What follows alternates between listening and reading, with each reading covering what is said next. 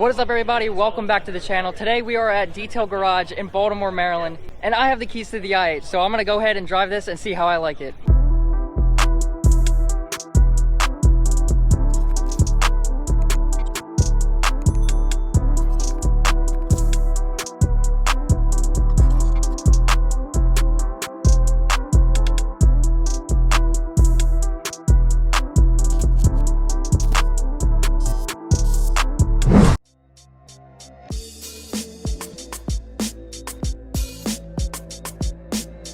It's comfortable. I understand why you daily drive this now, because it's a great GT car. Really it is. And that's a good thing. It's like a Jekyll and Hyde car, because you got this electric, but then when you really want to enjoy yourself, it's also stiffens up a little bit in sport mode. I like the steering wheel too. It feels good. Love the blue carbon. Nice touch. And that's a Din Man steering wheel, so he hooked me up. I can feel how slow, like how fast it's stopping, because it's charging that battery, right? Yep, so every time you let off the gas, you got regeneration automatically. So it feels completely different than almost any other car that's out there. It slows down a lot faster, even not even pressing the brake pedal. A lot of people talk about the speaker. So can you like disable that speaker? And there is an external speaker which I can disable, but the internal is actually integrated into the sound system, so you can't turn it off. But with the valve open in the exhaust, you're actually hearing that more than the internal sound. It sounds girthy. They did a really good job with the muffler on this car to be able to give it a deep sound, which out of a 3-cylinder. Yeah, for a 3-cylinder, it's deep.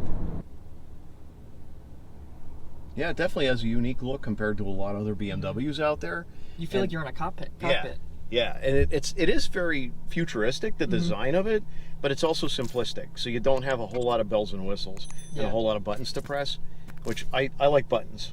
I personally wish it had more buttons on it, and I feel like it's almost too dumbed down. I don't know why. It's got a lot of buttons, but still, I don't know. I feel like I want a little bit more. More buttons. Yeah, I want more buttons.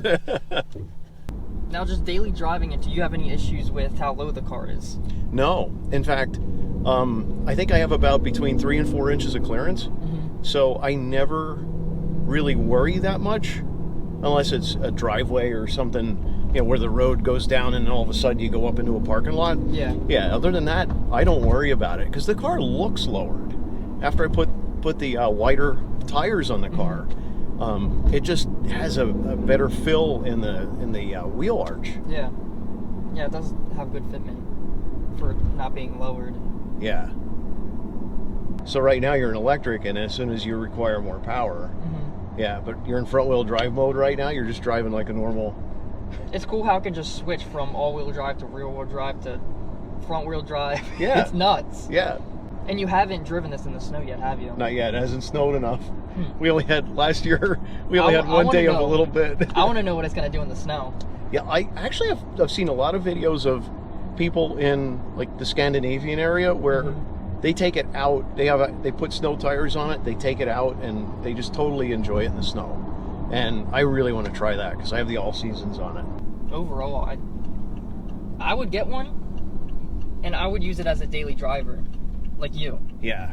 But I would also want other cars as well. Like I would want like a Lamborghini or something with more power that I could take like on the weekends and just screw around with. But this would be a great daily driver if you just still want that little bit of sportiness. You don't want that, you want a high miles per gallon, and you want the luxury at the same time. Yes.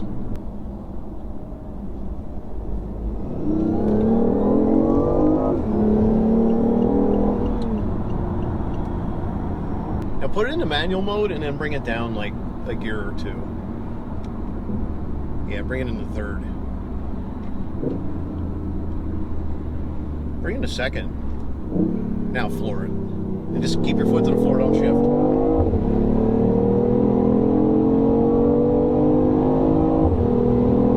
That's crazy. So yeah, definitely using manual mode to set yourself up so you're high in the torque range, and that way you pick up more torque and you're ready to go. That's the way to do it. Now, these paddle shifters, they're aftermarket too, right? That's correct. So I picked these up from a source in China, and they're actually aluminum paddle shifters, and they were pretty easy to replace. I like them because they give me more surface area. So a typical BMW will just have a small little paddle. ones. Yeah. They're only like an inch or two long. Yeah, and I really like the ability to stick my hands in different positions. Yeah. I mean, it is really mature for... Because I get where BMW was trying to go with this. Like, they wanted, like, their slogan, like, the ultimate driving experience. It's got... I run into some problems. Some owners have no problems at all. But some of the issues that I've had have been quite annoying. And trying to educate people to let them know exactly what they're getting into if they buy an i8. So if you can afford it, if you got the money... Yeah, go ahead. Or you got the warranty... Have fun with warranty it. Is definitely a must. If I were to get one of these cars, I would definitely get a warranty.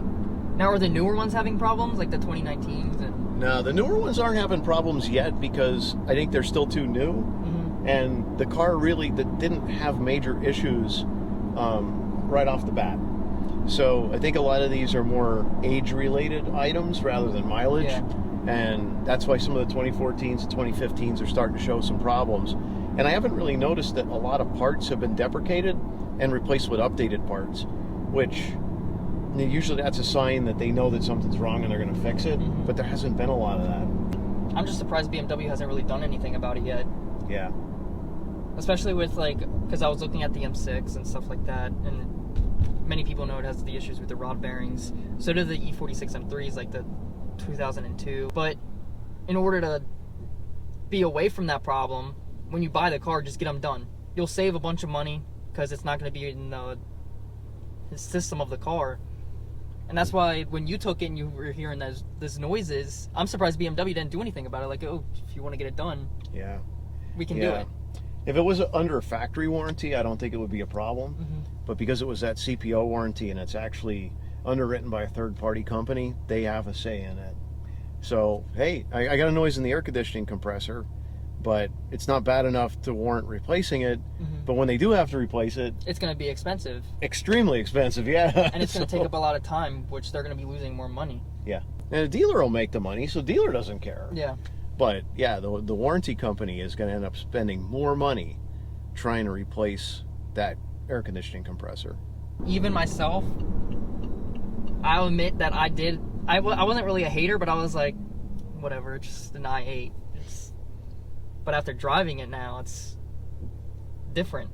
The neat thing, too, is you don't have to stay in the brake because you got regen and it's helped slow you down. Even for you, when coming from just a regular car and then with the regen, it was probably a little difficult to get used to it because with the braking distance, even when we were stopping at the stoplights, I noticed I was stopping a little too quickly, so I was a little too far back.